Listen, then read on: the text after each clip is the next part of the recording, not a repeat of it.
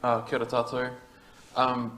But firstly, before we begin our presentations, I'd just like to begin with a karakia, and we find it useful in this kind of context, but also in our day-to-day business at TOA, because recognising that everyone's had a busy day at work or at uni, been stuck in traffic, so the idea is to kind of say some words to kind of bring us into the room, bring us present, and kind of let all the day-to-day stuff wash away, and so you can absorb what we're about to tell you today. So if we'd all like to just e tū mai, please stand up. And when I say haumi e hui e, everyone say tai ki e at the end of it. Okay. So uira te rā, wera wera te rā, nā tangata whakaririka, ma mau ki te taura, ka whakatohia te ake o tū mata tore. Oi, o waka, tūriki, tūriki, paneke, paneke.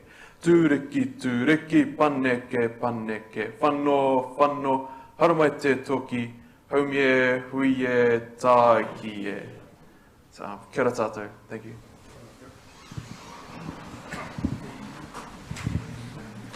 You can hit it if you want it. Or there's another microphone. You just advance it by using those. Okay. So, kia ora, thank you. So our first speaker, Nicholas Dalton from TOA. Me we atu ki te atua. Just go. Just click the little button. Testing.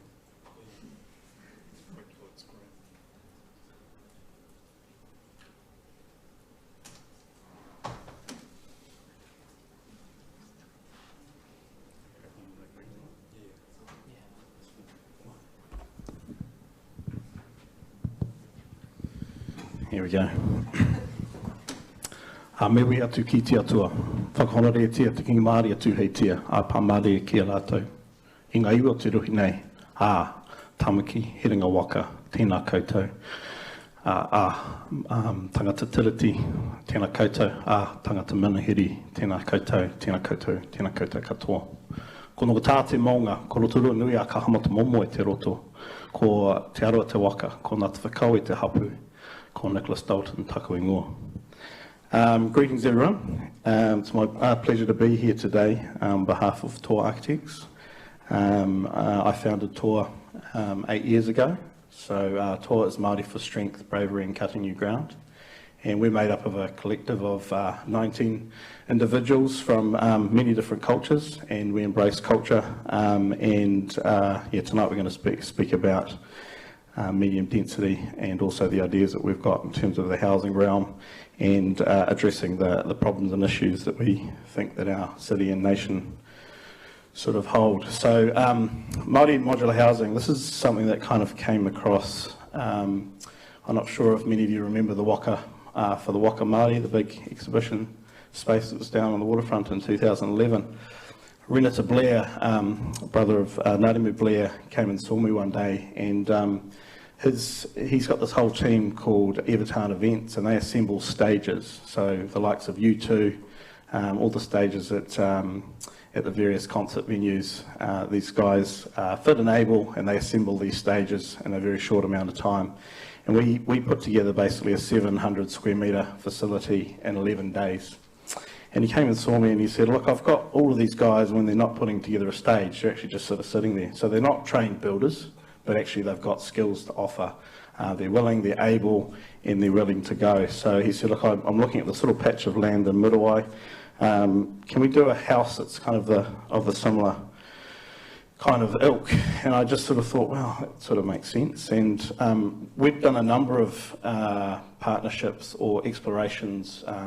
XLAM CLT approached us and asked us to design low-cost housing for Tūwhare Toa, and what we found that each of the products, so whether it's SIPs or CLT, they all had inherent strengths, but actually because they were so busy guarding their one little patch, they didn't realise that it wasn't the best for everything. So therefore CLT is by far, from our understanding, the best flooring system that you can get, because it's I think this is the diagram here, just of a simple diagram. But essentially you can lay 200 square metres of it in 2 hours. So we understood that the CLT was unstoppable in terms of a floor system, but cassette systems for the walls actually needed to come from other places. So with our particular, the modular Māori house, where we've got a number of set designs, and that's been a really interesting sort of process, because we basically go from a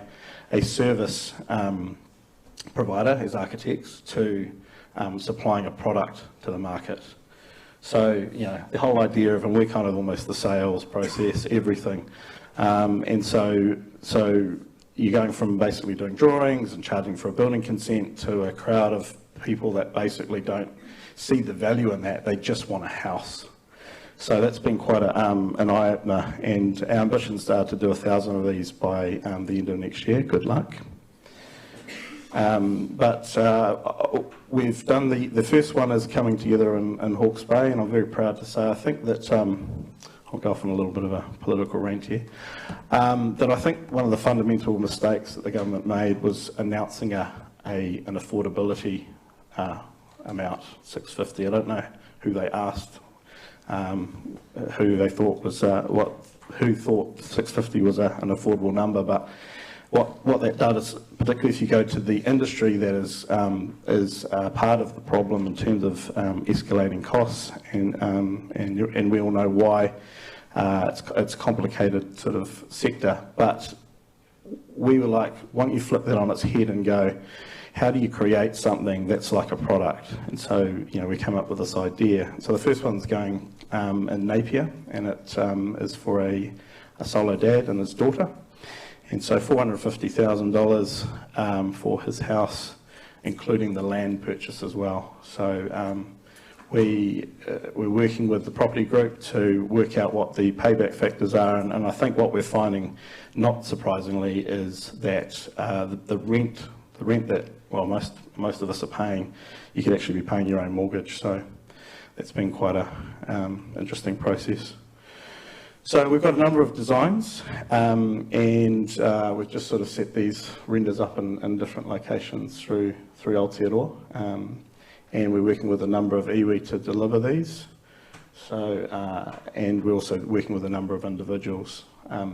So the idea is that essentially the flat pack floor turns up. We work at the moment with 3 different wall suppliers, but essentially Concision is the main supplier, and they do a 12-metre wall cassette. That's from cladding through the electrics right through to the interior lighting and the windows, 12 metres in 55 minutes. So they literally can put out 5 of these houses per day.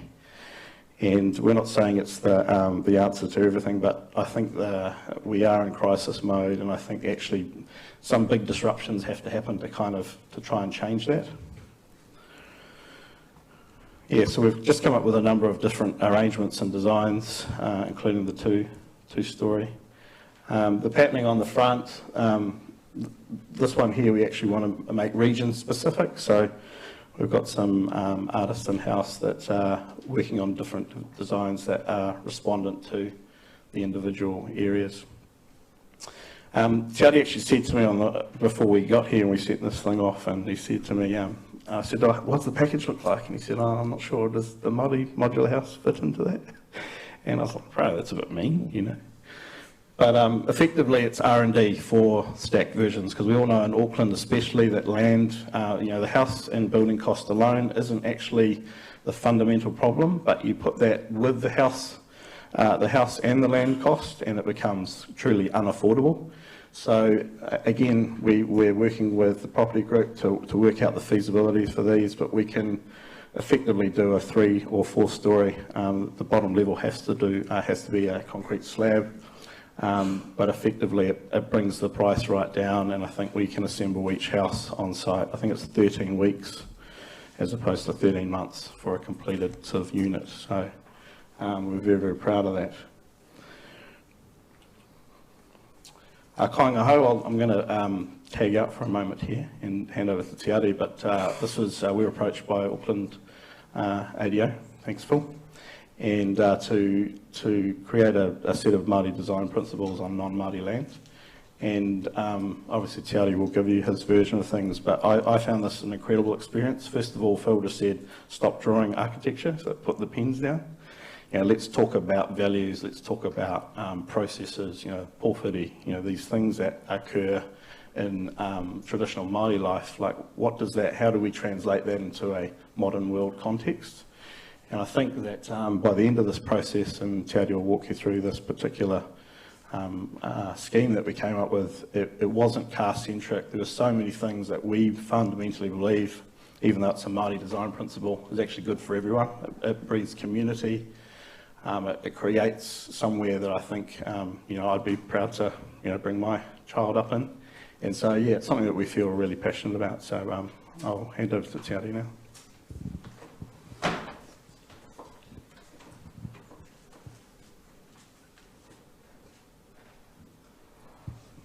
And I would like to acknowledge Phil and Olivia at Auckland Council, and also Matua Ririata. So we kind of, as Nick was saying, we really focused on the design principles and getting the values right before we actually put pen to paper of an actual design. And then we had, so once we started the design process, we had this set of principles that we could check back with what we were designing. Are we on the right path? Is it achieving all the things that, all the aspirational design things that we were wanting? And so that became a real strength to say, like we can look at our design with confidence and know that it is, doing what we wanted it to do because of the strength of those values and principles. And something else we like to do at TOA, which in line with that idea of having strong design principles, is also the use of a narrative, and so drawing a story from the local area, but also it captures the essence of the kaupapa of the project. So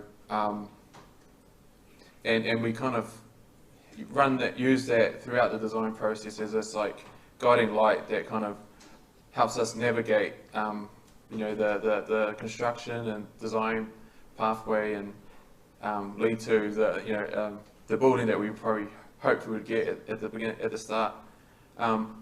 So this housing project was located out in Glen Innes, and the Māori name for Glen Innes is Ukutoia, which means the stacking of waka along the beach line there, along the inlet. And so we kind of thought, well, let's work with this waka theme. So we're looking at terrace housing to kind of bring the cost of the land down. So the more numbers we could stack up as far as terrace housing, we could bring the cost down. So again, bringing it to that affordable level. So we thought, well, those terrace housings are like the fast waka. They're the professional families, they're the single whole waka.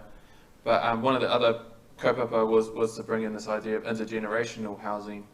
And for that, well, we took on the concept of the waka haurua, so the double canoes, the big waka that our ancestors travelled from the islands to New Zealand. And you could imagine in those days you would have, grandma and granddad on the waka, mum and dad, but also the grandkids. So you kind of got like all the whānau on that waka.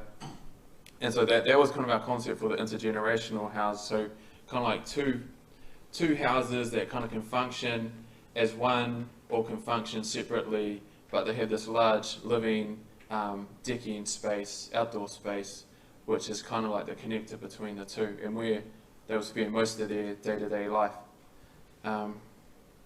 So this is my concept sketch, and I kind of, someone said I draw like a 10-year-old, but I think if a 10-year-old can understand the drawing from a communication point of view, then most people will. And when you're pitching to kaumātua or children or adults, you want everyone to be on the same page and understand what you're doing. So from a communication point of view, I think it's successful. So it's down the side, you won't be able to read it, but those are the principles, and that's kind of us trying to say how we've achieved the principle through the design. And so we've gone from the sketch to a diagram to kind of ease into the architectural plans, because not everyone's an architect, not everyone can read plans. But you can see one of the big differences in this plan is there's no car parking. So we prioritised people, and so we've brought people in through the centre, and so we've used the Māori welcome, the pōwhiri ritual, to kind of describe how that experience, how people will move through the space into a larger gathering area. So if we go back to the concept of the inlet, you know, people are like wakas, and they're coming through like the water, and then they will rest in the puna. And you see the housing, the terrace housing lined up, and then at the back of the site is these kind of wakahaurua, kind of semi-courtyard house styles with a range of communal areas throughout the site to bring people together. So to solve the car parking thing, we've created a podium and put car parking underneath. So not a full underground car park, but a half level. So it allows us to hide the car parking, but it also becomes a covered space that, you know, you could have your CrossFit and you know, basketball or something maybe, you know, like, so kids can play under there also.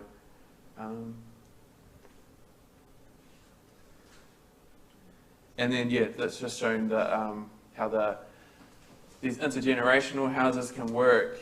And the idea is that they can function as one home, as I said, with one would have a larger living area where all the whānau can congregate.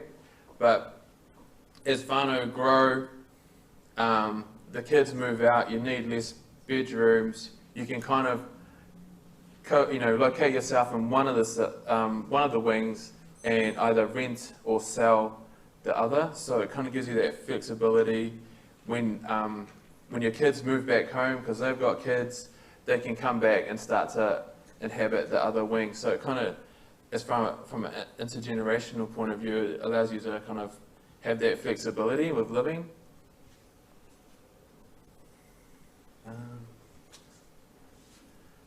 So that's just an axonometric. You can.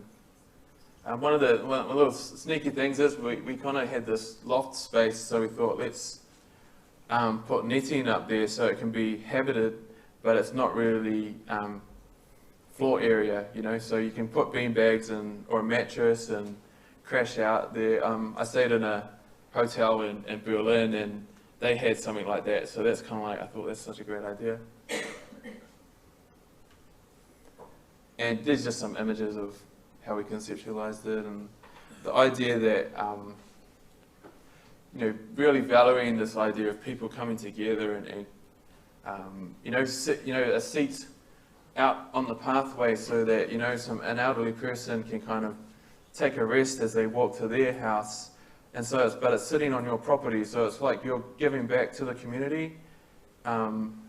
And also, I live out in Glen Innes, and something I noticed when I walk to work is all the parents sit on those steps and they wave to the kids as they go to school, and I think that those kids look like they're rock stars, you know, on their way to school, and I thought that's such a great way to start their day. And so I thought, you know, I would like that to kind of happen, and there's a school just across the road from this site.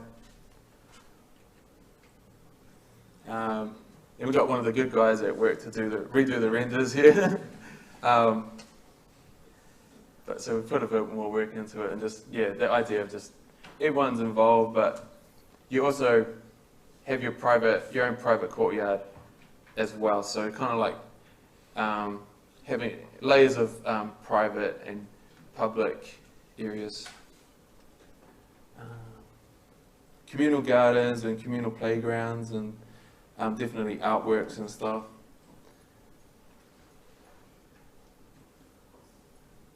yeah, and like an amphitheatre just for gathering and communal activities, lightsabers and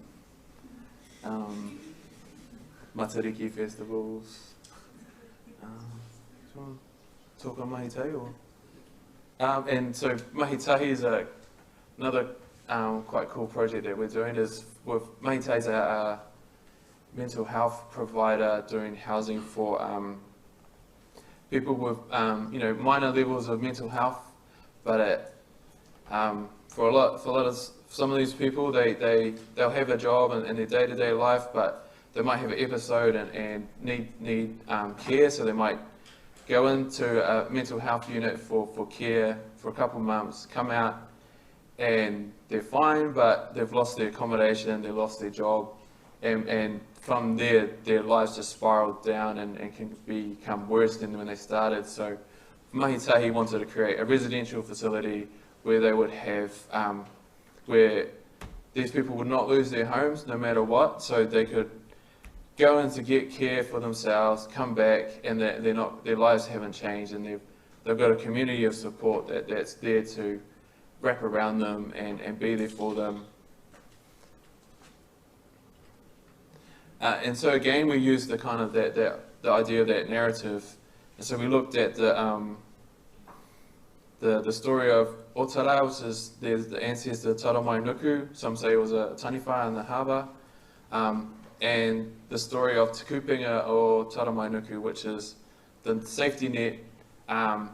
So when you're out paddling, your waka, as you do, you don't. The story is you don't stop paddling as you're crossing the sandbar. You got to keep going until you reach Te Kupinga or Taramai Nuku, which is a safe part in the harbour. And so we thought, well, let's take that idea of a safety net and for the residents. So the residential wings, so 2 wings of residential, 2 wakas, and in between it is this idea of the safety net, the communal areas, but what keeps them protected and supported.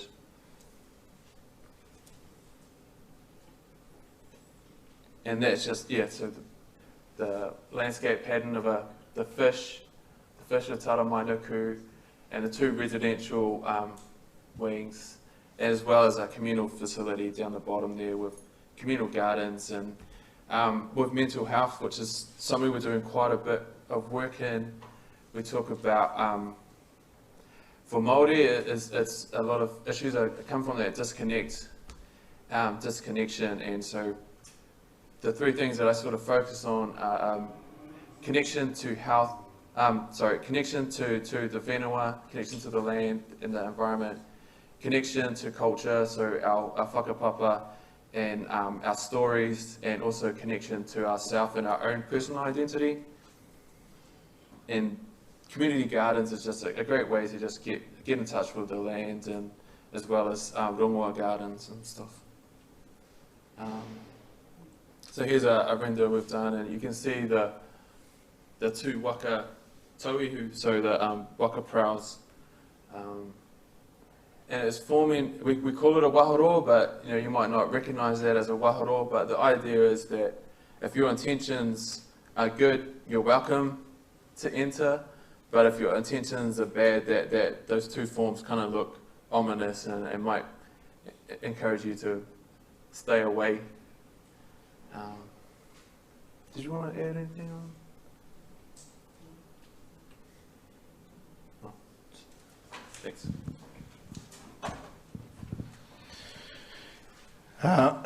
Ari Apartments. So, has everyone heard of Vinegar Lane in Ponsonby there?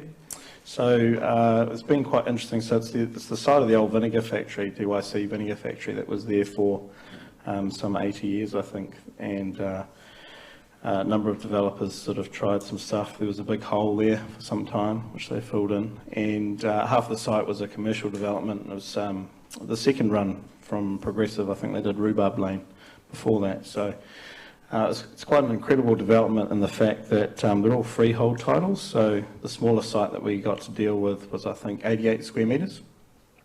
So in an urban context, that's quite fascinating, right? Because you kind of get these really kind of compact sites. And so We've got 3 sites in Vinegar Lane, 2 have been completed. This is one of them, and this is on the biggest site that we dealt with. It was 376 square metre footprint, so the size of a half villa site in Ponsonby, but we got 20 units on it, which was quite a number. And I think what was interesting about that process is there was a design panel, and I wish Brady was here actually, so I can give him a bit of stick. We kind of got challenged on the fact that we were trying to make these affordable, and I don't think it was the fact that it was that they were kind of below 500,000 that was the panel's problem, but a lot of the other apartment that we did across the way was 276 square metres, and there was only 4 apartments, but that's what that particular developer wanted, and he's sort of their Airbnb, and they're kind of largely empty from what I understand, and we didn't want that. We just thought it was quite a curious thing that the design panel was really encouraging for bigger footprints, which meant, you know, they were meeting some kind of standard. I wasn't really kind of sure, but we were really kind of challenging that, and we wanted them to be affordable. The first one that was sold was admittedly by a student's father, bought it for his son, that top one there. But it is actually full of younger people. So when you go, I'm really proud every time we go there, you see sort of someone in a singlet, just, you know, early 20s, rocking up there and living there. And that was a big conscious move on our part and the developer's part as well. So we were very fortunate in that. So one of the things that we are really trying to explore at TOA is the idea of vertical papakainga. And so what does that look like? And so the idea of papakainga, we worked there, we played there, we trained for warfare. You did everything in your home rohi, and somehow that whole message has been confused. And we kind of, and I know because I sit on the motorway every day for an hour and kind of, you know, get to work. But the idea of kind of looking back is, I think, again, a good thing for everyone. So this has got retail on the bottom, and then obviously a number of the other sites also have activities that create employment. So you can kind of live upstairs, work downstairs, there's a coffee shop down the road, and then obviously Ponsonby's right there. So you've got everything at your doorstep. So from, again, drawing on a Māori design thing of old is the tanako, and this particular pattern is the pātiki. So the idea is, even though they're individual apartments, that for this one that there's two tuakana, which is older brother, younger brother. So this is kind of the corner site. I think there might be. And so it's kind of one of the more prominent sites in Vinegar Lane, and so we like the idea that it actually is looking over everyone. That's one part of it. And the second part is, even though they're individual units, the idea that they're knitted together, at least visually, by this kind of, you know, re-abstracted Māori pattern, is something that we're really proud of. I grew up in a little country town called Mamaku, so you often see a lot of our projects, sports and we call it some really shiny materials, but also going for some rustic and more agricultural ones. So we've done galvanised balustrades there.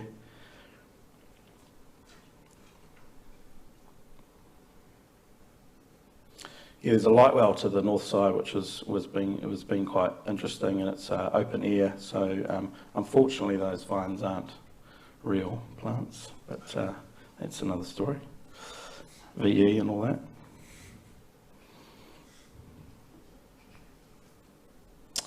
Yeah, kia ora.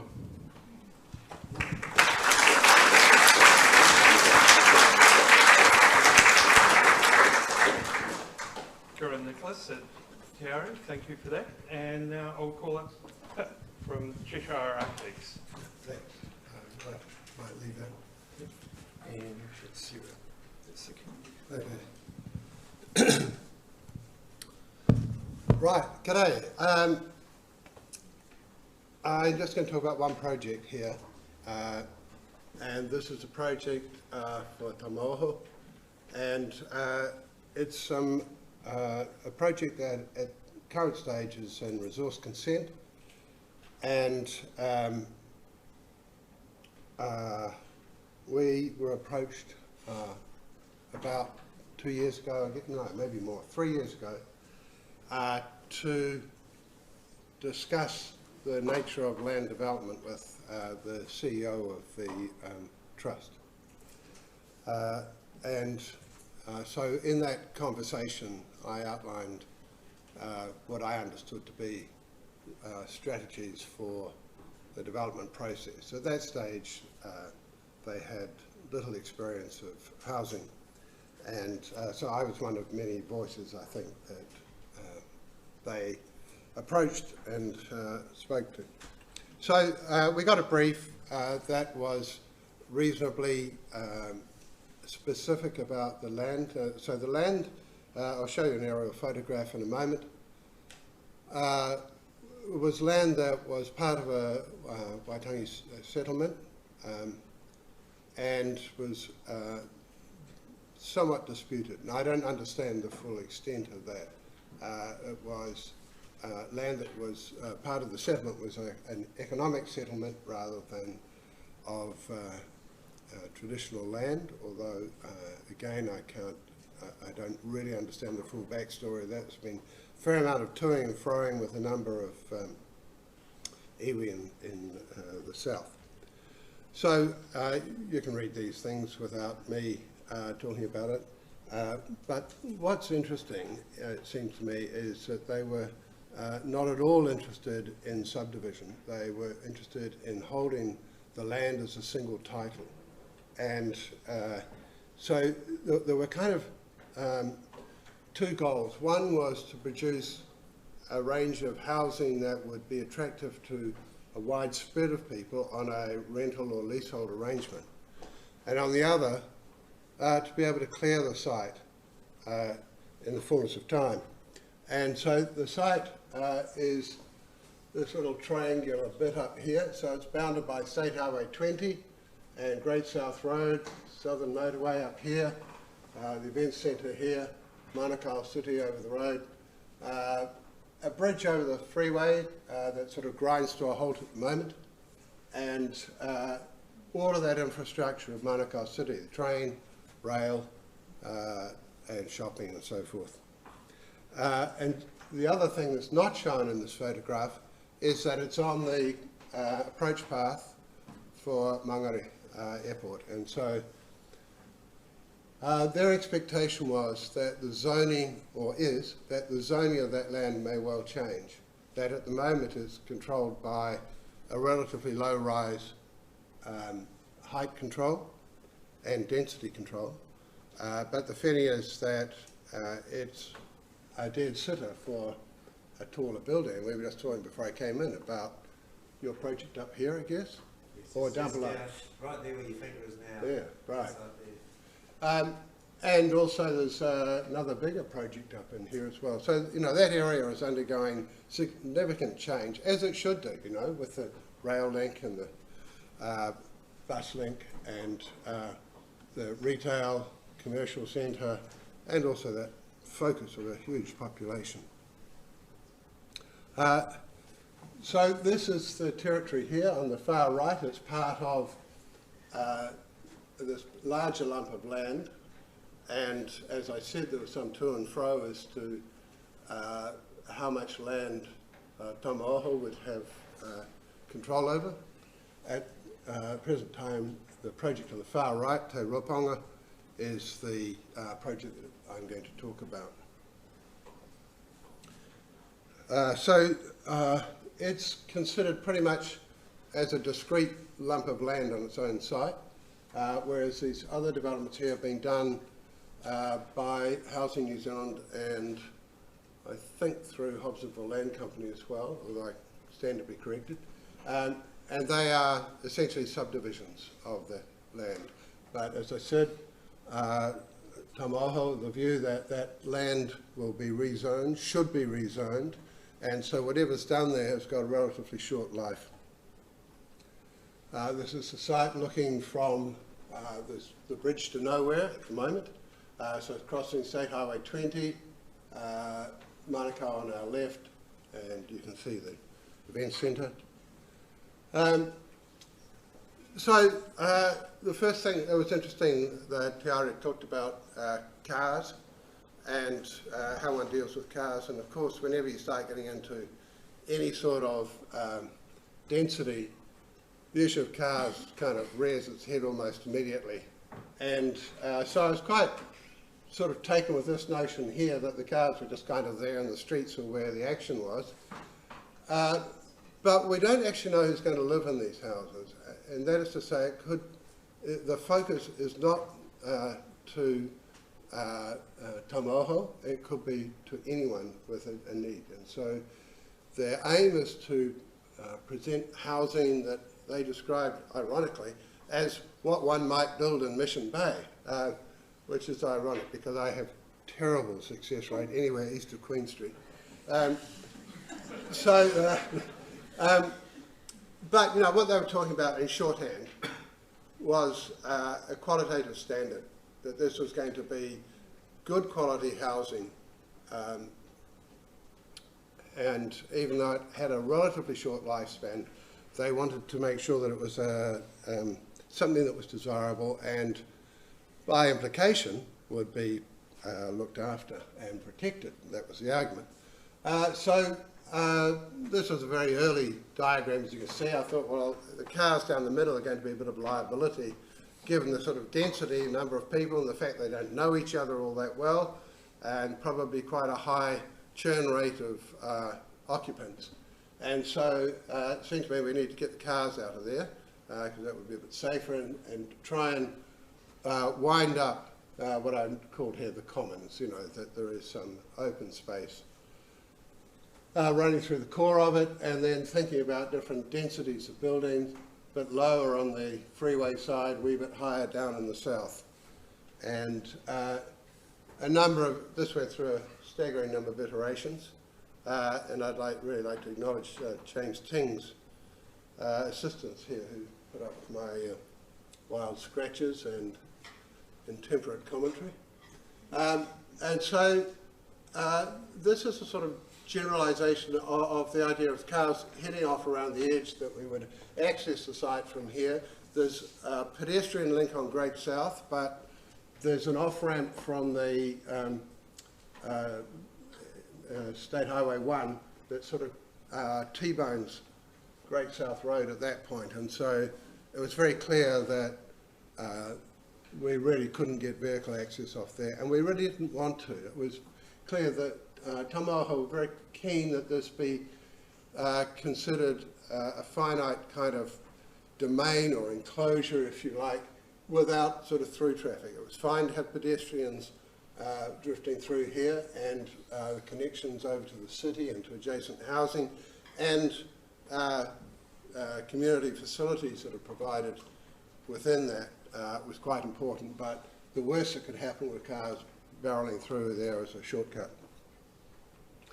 And so at an early stage, this kind of took some sort of crude form as I was trying to figure out how many apartments or how many buildings might fit on there, and you know, what sort of size they were and what did roads look like and all that sort of stuff.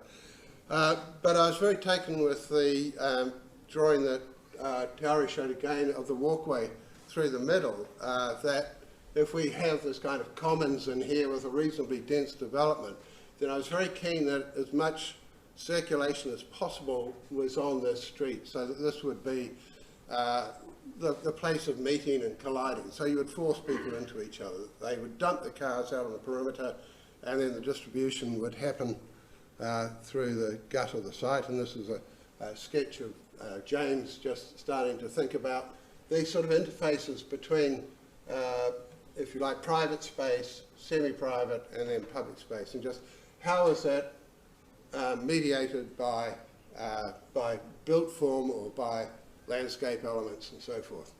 And also some ideas about materials.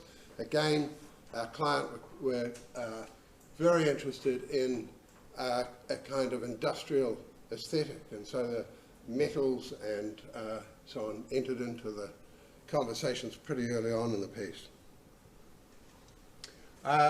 Yeah, just thinking about that kind of common space, and this is lifted out of one of those books about tiny villages. I think it's called Tiny Villages book. Anyway, about the density of occupation you can get in very tight areas, again, we are uncertain about the bonds between occupants. They may be from every corner of Auckland City, from every ethnicity and so forth. And so we cannot assume a kind of overlay of cultural, tribal, whatever connection.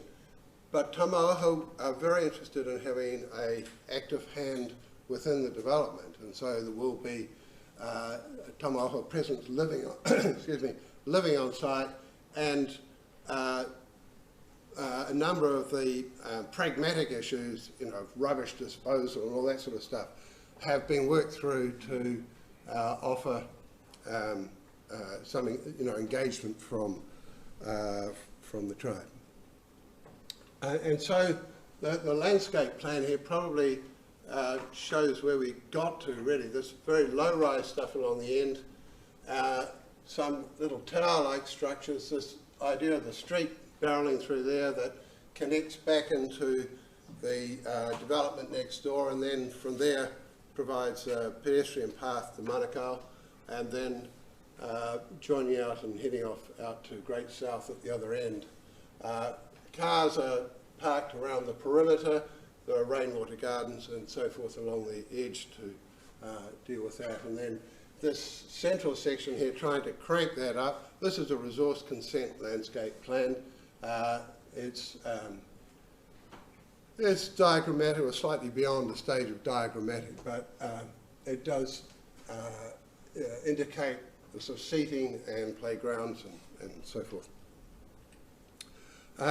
And so the project's developed. So these four-storey tower structures are four-storey walk-ups, and so 2 apartments per level, and connected by an open breezeway-like stair. And so here we're just looking across that commons area. One of the things I looked at earlier on was the housing projects that have been done by Hobsonville Land Company, and these are Rewi Thompsons from Northcote. And I was just interested in the way, some quite cunning planning here, that one can go in the door and head off upstairs to a relatively self-contained element, or go into the body of the house down below. And so there were some strategies like that that I'd like to think influence the planning, although again they're modified by some other programmatic things that arose out of this ability to move the buildings. So this is the reverse of the street side, and so this is the north face facing on to or over State Highway 20 towards Rainbow's End, or World's End as we used to call it. You know, it was lovely. People, when I first went to the site, they said, "Have you ever been here before?" And you know, for the first 2 years of Bosley Cheshire, I spent our entire time at Rainbow's End designing the roller coaster and the mountain and all that kind of stuff. So it was a, you know, a nice return. Anyway, what we're talking about here is private, open, outdoor space here, living out downstairs, bedroom here. There's a mix of 1- and 2-storey projects, and they're pretty well predicated on what you can lift up and drag down a freeway without shutting the entire street. And they play themselves out here with this little single-storey job, single-bedroom job. These hatch things really just representing code requirements. Very basic gable forms, and then there's a 2-storey version of it here with this popped up above it, the street running along, or the pedestrian street here, and then private space out the back.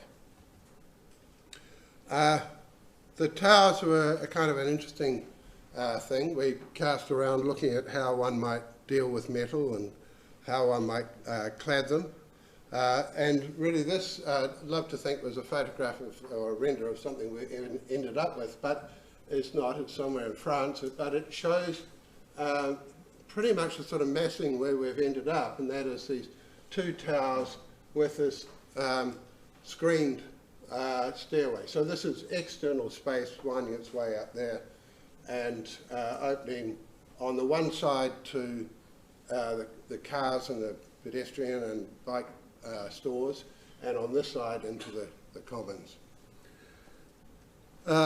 And they're really very simple tubular forms, just with monopitch roofs that are tipping every direction to try and give them a bit of energy, and then being skewed and planned to provide a little greater privacy, a little more sunshine, and to liven up the streetscape. I mean, one of the projects that I worked on long ago was Rhubarb Lane, which you mentioned. And the criteria there was that you had to be able to find your apartment if you came home drunk. And it seems a cruel thing to say to the unknown users here. But the point being, we were trying to find something that was discrete and identifiable, and within an incredibly limited range of stuff. So it was just by skewing, or by tipping a roof, or by some colour change. One of the programs that's run concurrently through this is the desire to use this material called magrock, which is a sandwich of a kind of really robust sheet of magnesium oxide and a polystyrene core with a kind of timber element that runs around the outside of it. And it's relatively straightforward for single or double story buildings. And I went down, there's a factory in Christchurch, and they've popped up quite a few houses down there, and they're very, the prices work splendidly for 1 and 2 stories. The trick though was wanting to do that over 4 stories, and then to be able to demount it all. And so the smaller units, the 1 and 2 stories, one could hoist up and put on a truck and head off down the highway.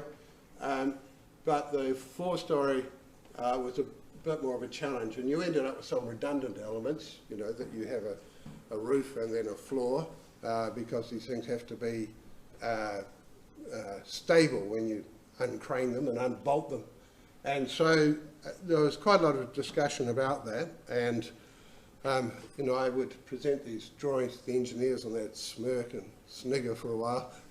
But it did inform this idea of the fact that there were discrete objects that would be craned into place and then uncraned in the fullness of time. And so that concern really drove the dimensions of the towers themselves, so that they would be, each apartment would be split into 2 and then able to be lifted down.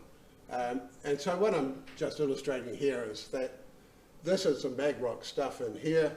There's some cleats in there and some external structure that bolts the whole thing together and stops it flapping around in wind or earthquake. And then the whole thing's covered by a rain screen that I fondly hope might be timber, until I had a tough email from the fire engineer.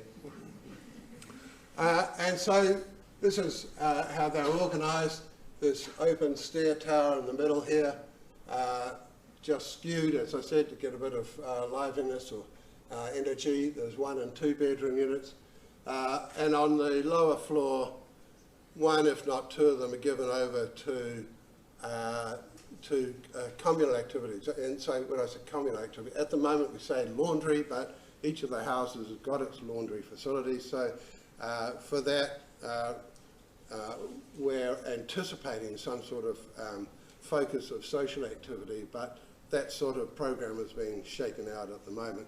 As I said, there will be continuous Taumaha presence on the site, and so we hope that that will be a catalyst for the utilisation of that area.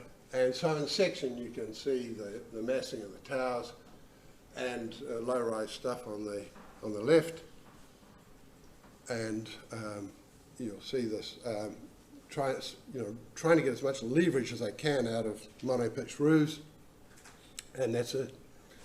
That's where we're at the moment. Buried in resource consent, 4 pages of detailed questions and critiques that I think we've slugged our way through, but that's it. Thank you.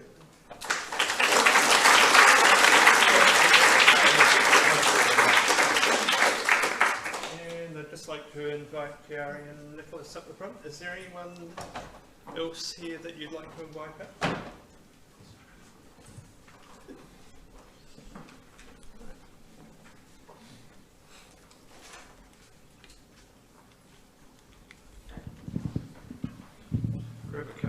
those, and just red and green.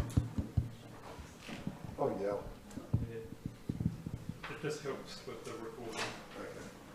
Yeah, great. Okay, so we'll jump straight into some questions from the audience, and I'll just repeat them here if we don't get to a mic queue in time. Thanks. Right, the first question from someone.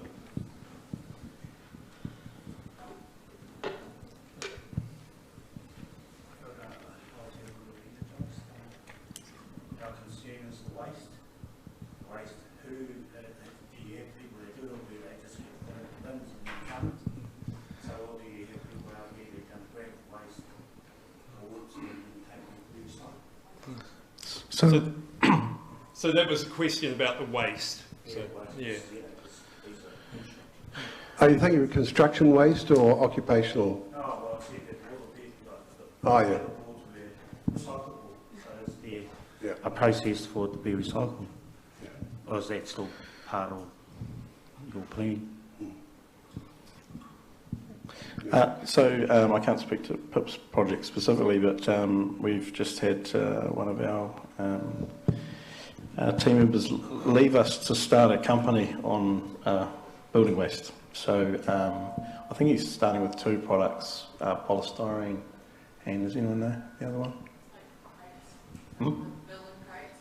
But yeah, the building crates. And so, yeah, it's been quite interesting. But I mean, that was the thing with the modular housing. We were just like really precise in terms of what would the module for the products itself. And so the whole idea is that there is waste minimisation in terms of how they are sort of put together.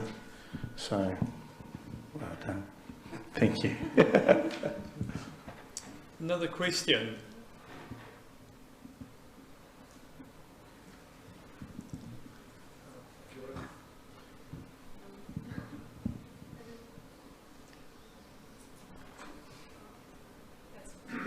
Yeah. Do these turn themselves off? We need like 4 of them. Yeah. Good. Thank you. My question is to the guys from TOA. You know, the modular buildings that you showed to start with, one of them looked like it was at Tairua, you know, that render you did there. I've got a couple of, and also the one at Muriwai. I'm interested in what the cost per square metre is for those modular or prefab buildings. And also, do you actually manufacture them? Do you have a factory, or do you outsource all of that? And if so, who do you get to build them? Oh, kia ora. Yeah, it's been one of those things that we take budgets really seriously, and we don't do a lot of high-end sort of houses, but we do a lot of kind of middle of the range. And so with these particular houses, we had conversations right from the beginning. We partnered with Mike Rea Homes because they have big buying power, so a lot of the materials are lower than what an ordinary builder would be able to get.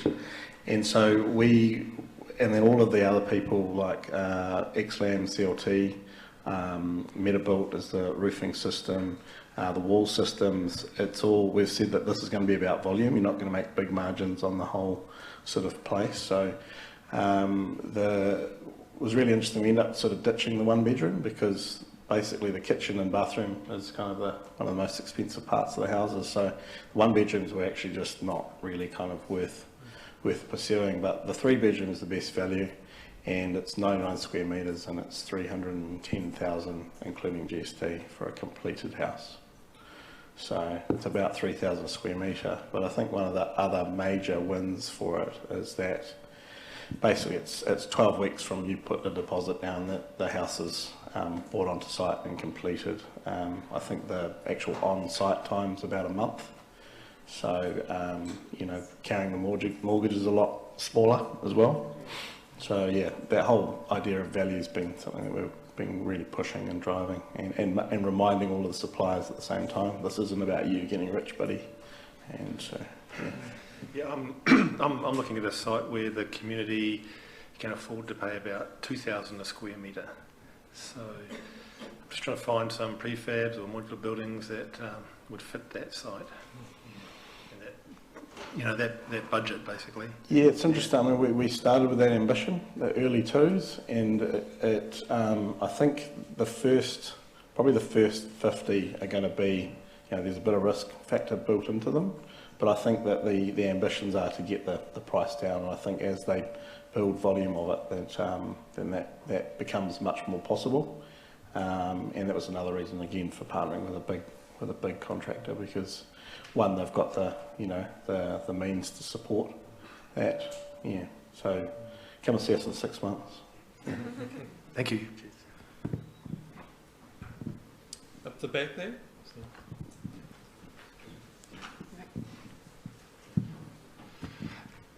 Hey guys, for the projects that you guys have done in Auckland, do you guys feel that the unitary plan has helped you or hindered you with doing more of the medium density stuff compared to maybe some of the stuff you've done in the past? I think it's certainly helped our project. And the freedom from cars is a great relief, I have to say. It's incredibly hard to emphasise too much what an impact they have. It was the first drawing I did, was what are you going to do with the cars?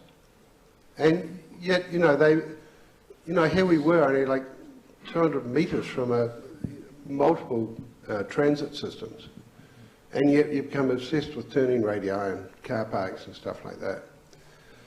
So I think not having mandatory numbers is really useful. That's probably the biggest thing for me, really. The densities of occupation have helped as well. Yeah, I think that it's unlocked a lot of, we're getting a lot of infill projects that come through, and sort of, 400 square metre site that you can get 4 units on now, and you're kind of like, well, what does that look like? But, so I think that it's there's been a lot of freedom with that, and I think that it's good and it's necessary. Bill opened this with, we need to be the city that we are destined to be, we need to get more dense. So I think it has been helpful. I think it can still go a little bit further. But I think it's a step in the right direction for sure. Question from that. A question for Pip. Just fascinated when you mentioned MagRock and looking at what it might be able to do. But so I googled it quickly and it says MagRock and liquidation. So have you persisted? Sorry? It said MagRock in liquidation. Oh. But I don't know. That's what they said, but yeah. So and also your cladding, you had hoped to do timber, and obviously you can't for the height of building now. But what have you come up with? What is that we're seeing on the photo? Oh, that's a metal cladding. Yeah, the timber was really lost as a result of separation distances. That these buildings are really close together in places, and so that really precludes timber cladding. So yeah, it's metal. The MagRock, yeah, it has a checkered history. I understand that was some kind of strategic restructuring that they have emerged from, but it did cause me some anxiety about the day before we were going to lodge for resource consent. And on top of that, there are two different sorts of MagRock as well, or magnesium oxide sheet as well. So one very good, one very bad for the environment, and so one's threading that. The thing I really didn't talk about, and one of the advantages of it, is an incredible speed of erection, and so it allows you to assemble the buildings with very unskilled labour very quickly, and so that's been a critical part of the project, that it would be seen to, or that it would offer employment for people from Tamaoho constructing these projects. And so the idea was that the first one would be constructed on kind of craft basis, and then it would be pulled apart and we would start to treat it a bit like a car if we could, so that there would be electrical looms would be put in, plumbing and so forth, within a tent structure on the site. And then those panels would be taken and erected. So there's some quite interesting, very pragmatic kind of construction and detailing issues that were seem to have a wider program than you might normally have in a house.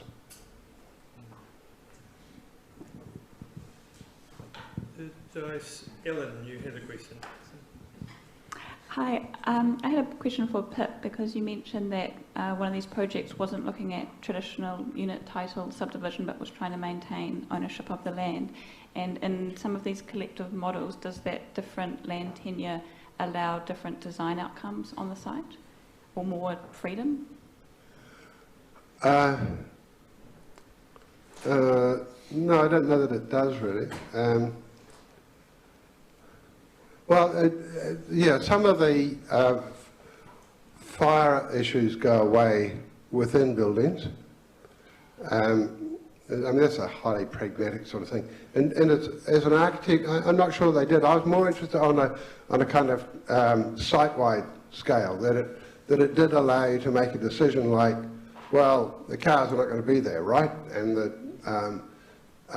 client developer in this case would say, no, that's right, we're not going to have cars there. So there were some freedoms like that. The idea of the commons or the open space in the middle and cranking that up, I suspect comes from that long-range land ownership strategy, that if you break it up, and it's interesting to see what's happened over to the west, on the two sites to the west, where again there are iwi clients, but a very traditional land use and traditional approach to subdivision has emerged. I mean, they're fine buildings and they're dense and they're very humane and all that, but, you know, there is a garage for the car or a carport and so forth. And the roading occupies, I don't know, 15, 20% of the site. And so in that respect, being able to take those sort of global decisions, I'm not sure how much that resulted from singular ownership as much as the owners having a long view of that land tenure.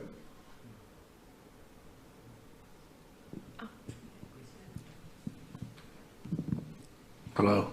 My question is regard to water retention and rainwater disposal or wastewater disposal. Do you guys have to find new ways of dealing with rainwater and the water detention, because that medium density towards high density require a high volume of water discharge? Thank you. Yeah, well, I can speak about the project at Manukau, that one of the benefits of being part of a larger development, the three sites, is that there is a large stormwater detention pond.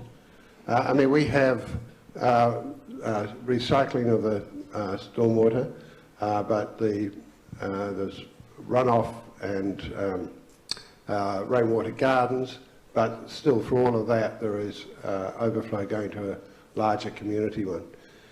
We did investigate the ideas of various alternative toilet systems, but they fell foul of, I think, the expectation of Mission Bay, really. I'm not sure. I just think that we didn't get to first base with that. There's another Yeah, kia ora. Kia ora, Nick. Kia ora, Tiare. Pip, my question is more from a design perspective in terms of the Māori narrative. It was interesting to see the way TOA approached the site from the start, and it reflected in the end result with a lot of imagery, Māori concepts in their design at the end. Pip, working with a client like Tamaoho, was in coming up with the result which you've got, and I like what you've done as well. Did you, and you can both answer this question, did you find a lot of, I suppose, a lot of discussions with the client along these, needing this, I don't know what you want to call it, at the end of the design, within the design? You mean, was there a discourse about Māori aesthetic and motif? Yeah. Well, there was, but I was pretty well discouraged from pursuing that. From the client themselves, or? Yeah. Well, I should explain about the client that Tamaoho were working through, or are working through, a company called Inspired Trades, and they, to all intents and purposes, are our client, and they are an outgrowth of a company called Cultures at Work, and so my conversations were largely with them. So there was, at the very beginning, there were some large land use issues that arose out of the briefing, and so various principles were established there, and those principles are those enshrined in the Auckland Design Guide and so forth. But as to specific articulation of ideas, of mythology driving the project, as we heard from Tiare and Nick, I was discouraged from pursuing that. And Tiare, Nick, I mean, your approach from a tikanga point of view, you know, I just felt connected to it straight away. Good. I guess like when I graduated, and my first job was with Bill and Perry Royal down in Christchurch, and so Bill Royal, the first Māori architect, and he kind of instilled in me that kind of process, which, you know, it's become like with tours, the patented tour co-design process, or the mahitahi process, which we call it, and it's working shoulder to shoulder and heart to heart with your client, and like I wouldn't say it's like a it's just how you do, like, and Nick would be the same, and it doesn't matter who your client is, we're going to approach it in that way with that client and build that relationship.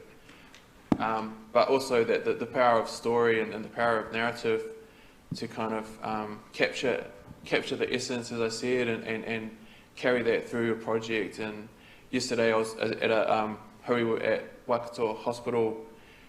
We're doing a new mental health unit, and Mana Whenua was saying, how are we gonna how are we gonna see accountability throughout the project, and how do we know that the design ideas now are going to be translated into that building? And we talked to, you know, that's exactly what I see. It's those design principles and the power, that narrative that will just carry it through. And as long as we establish that early on, and definitely have checks along the process, right, you know, right into construction. But yeah, it's about having that big picture idea that everyone can resonate with, your engineers, your builders, your future residents, and that.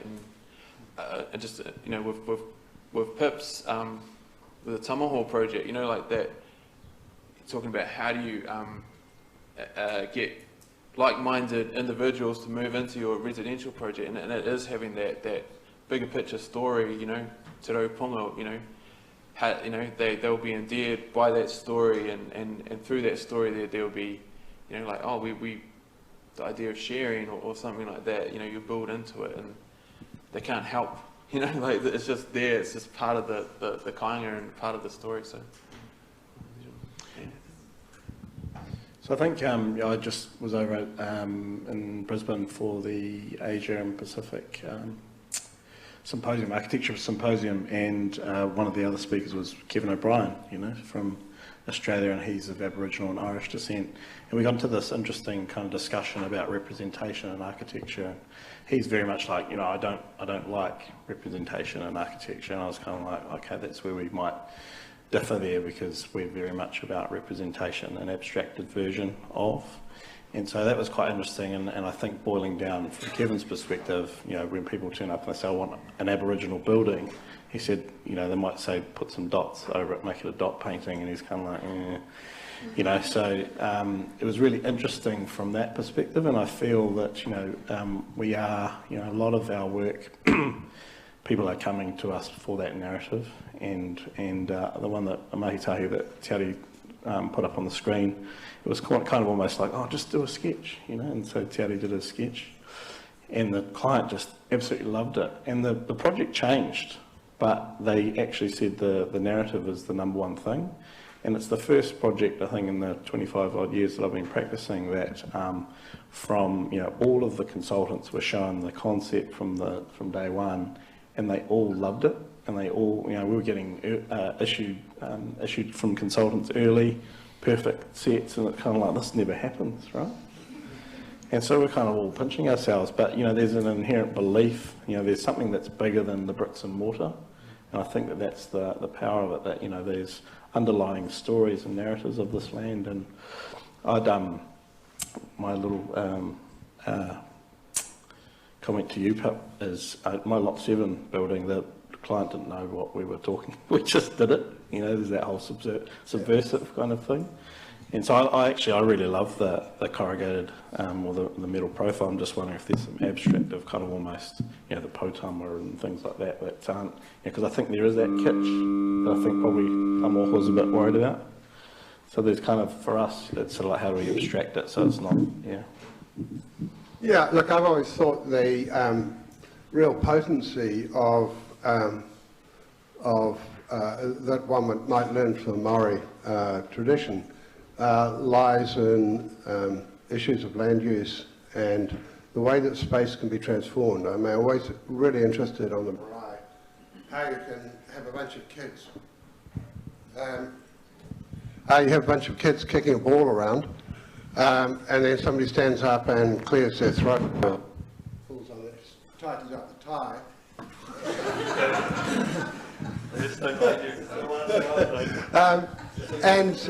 You know, and all of a sudden that space goes from being a playing field to being an incredibly formal space, and it seems, you know, that's a really, you know, single kind of solution, but I mean, single example, but, you know, one might talk about entry in the same way, that there are places where people will be for appropriate welcome and the formalities of arrival and so forth.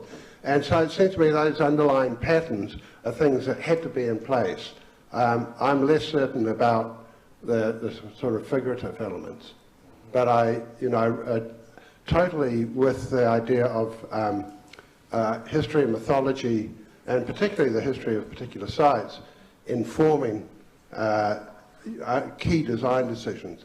I'm interested in how literal they have to become, and for myself, I think it's absolutely crucial that they remain, those ideas power projects along, but I'm less certain about them being explicit.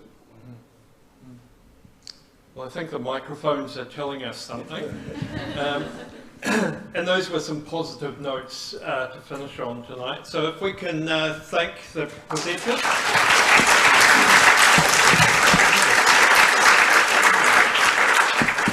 And thank you again to Jip for your generous sponsorship. And just a reminder that there are some brochures down here, and you can come down here and have a look at those.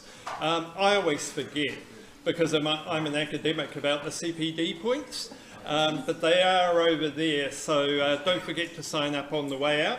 And next week we have Andrew Eagles from the Green Building Council.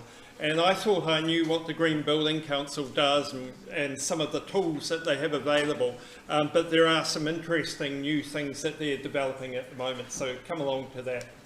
Thanks very much.